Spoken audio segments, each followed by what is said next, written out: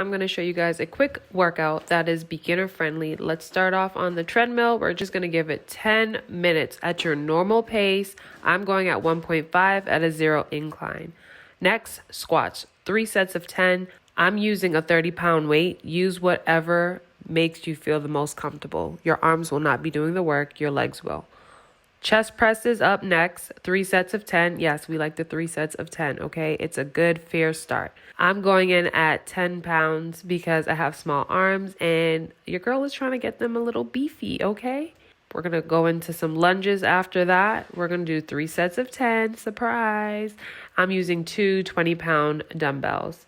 And you guys remember, you are going at your own pace. You might wobble. I realized I didn't have the right shoes on for this, but neither here nor there. I still kept pushing forward. And then lastly, we're going to finish it off while going on the Stairmaster. I hope you guys enjoyed. Like, comment, share, save, all of that good stuff. Okay, bye. Love you.